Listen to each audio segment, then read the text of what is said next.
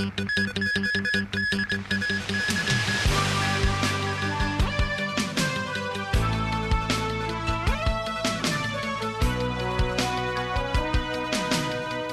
早晨，我係周嘉怡。香港國際貨櫃碼頭嘅工潮踏入第5日。香港國際貨櫃碼頭公司大約9點向大約200個在場人士派發一份通告，指罷工同聲援人士阻礙碼頭運作，影響公司嘅利益。表示在場嘅人中午前要離開，否則會採取行動。現場人士一度鼓噪，又話唔會離開。工會發起下晝遊行，抗議和黃集團旗下嘅國際貨櫃碼頭公司唔同工人協商，又打壓工潮。職工盟促請香港國際貨櫃碼頭公司盡快同工人以及為工會展開面對面嘅談判，唔好推卸責任。對於公司發出通告要喺中午前清場，李卓人就話係為咗申請禁制令，禁止工人喺碼頭逗留做準備，但佢哋會繼續抗爭。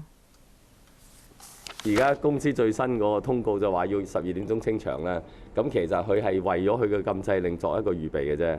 即係佢話啊，我而家咧就做晒所有嘅手法咧，係即係勸啲人走㗎啦。咁然後跟住咧，你12點都唔清場啦，你繼續留喺嗰度咧，咁咧你就跟住落去我哋就出禁制令㗎啦。咁即係我相信佢係一個所謂法律嘅程序嘅其中一個預備嘅做法，預咗佢哋係想即係用引進政府嘅警力去做呢個清場。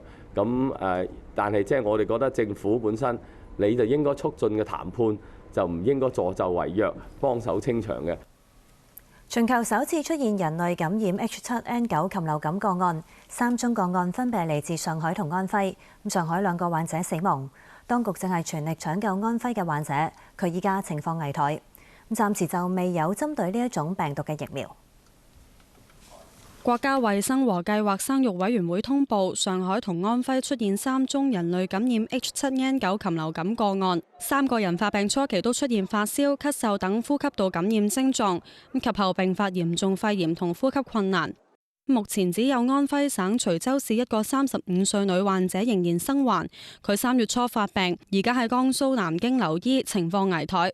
中央當局派專家組到場指導臨床救治工作。至於2宗死亡個案都係嚟自上海，病人都係男性。其中一個人87歲，2月19號發病，半個月後死亡。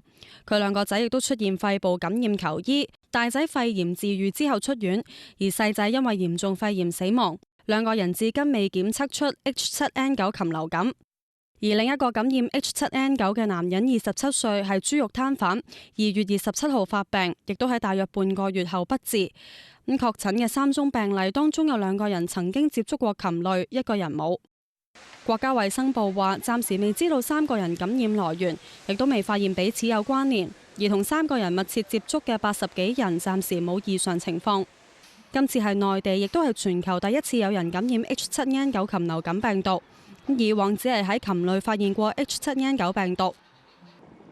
有評論就懷疑事件同早前黃浦江有過萬隻死豬漂浮事件有關，促請當局調查。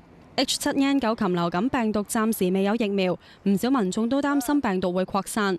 我們肯定心裡會擔心它會進一步的傳播，而且目前看來也沒有什麼手段，所以嘛，自己還是要注意一點。當然，我們也希望盡可能的能夠得到一些官方的指導吧。有內地專家推斷，一般公眾感染病毒風險唔係太高，呼籲民眾唔好過度恐慌。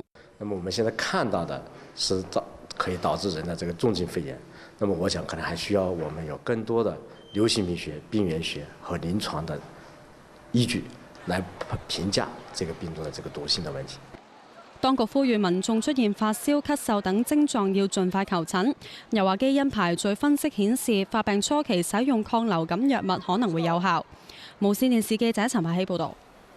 今日接任平機會主席嘅前食物及衛生局局長周一嶽，對於內地出現人類感染 H7N9 禽流感個案，佢認為目前需要更多研究調查病毒來源。H7本身呢係一個低致病毒嘅一個病毒嚟嘅，咁所以點解能夠跳到喺人類而引起一個咁嚴重嘅病呢？都係值得要研究啦。咁就最大嘅可能性當然有啲基因嘅轉變啦。咁基因嘅轉變係點樣形成呢？而佢嗰個現時嗰個病毒嗰個潛在喺個邊一個宿主裏邊呢？咁呢個反而係要即係要研究嘅。呢啲咁嘅病毒唔係話好短時間可以測試得到出嚟嘅，咁佢都要花時間嚟核實啊咁樣。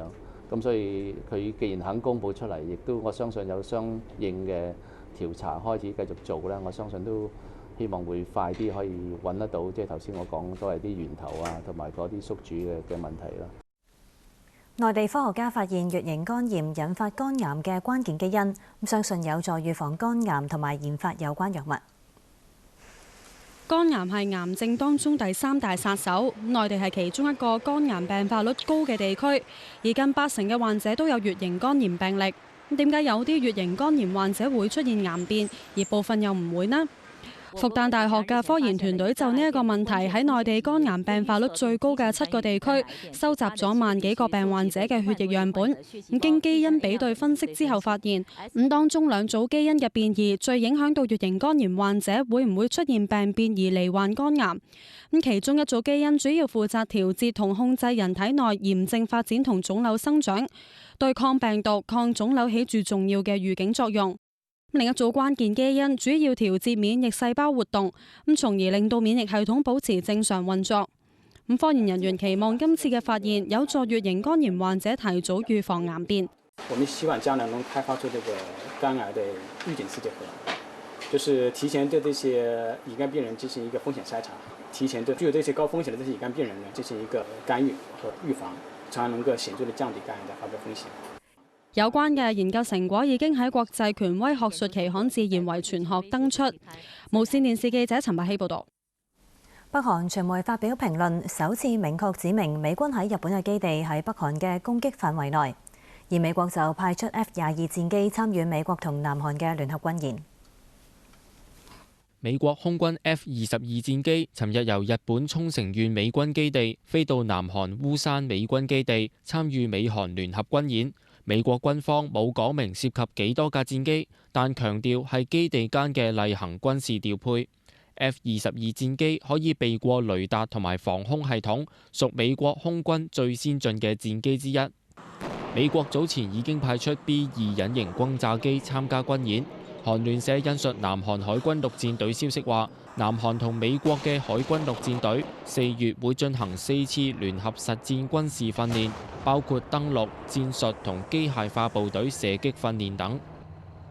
日美南韓等國同北韓嘅緊張局勢不斷升級。北韓勞動新聞尋日發表評論文章，威脅會用導彈攻擊美軍喺日本嘅基地。文章具體指出，日本青森縣三澤市、神奈川縣橫須賀市同沖繩縣嘅美軍基地都喺北韓嘅攻擊範圍入面。文章又話，北韓人民軍已經定下攻擊目標，喺實戰中所用嘅火箭炮會有小型戰略核彈嘅威力，而由日本起飛嘅戰機同巡航導彈，北韓都可以喺幾十至幾百公里外攔截。日本防衛相小野寺5點話，今次係北韓第一次明確指明位於日本嘅襲擊目標，又強調北韓連番威脅只會令自己喺國際社會更受孤立。佢話防衛省同自衛隊會提高警覺。有外務省官員話唔適宜對北韓嘅威脅有過大反應，但會繼續監察事態。無線電視記者劉偉軒報導。而北韓國營電視台報導，幾千個北韓軍人同工人喺平安北道、黃海北道同咸鏡北道多個城市嘅廣場聚集，佢哋拉起橫額，又高叫反對美國同南韓嘅口號。而領袖金正恩主持勞動黨中央委員會全體會議嘅時候話，核武係北韓嘅生命，北韓會從質量兩方面去加強核武力。南非前總統曼德拉繼續喺醫院留醫，當局話佢嘅情況進一步好轉。94歲嘅曼德拉因為肺炎復發入院，至今已經係4日。總統府早前發表聲明話，曼德拉肺部積水抽走之後，呼吸再冇困難。總統府發言人話，總統祖馬好滿意醫生嘅治療，又感謝為曼德拉健康禱告嘅人民。呢一切係曼德拉4個月以內第3次入院。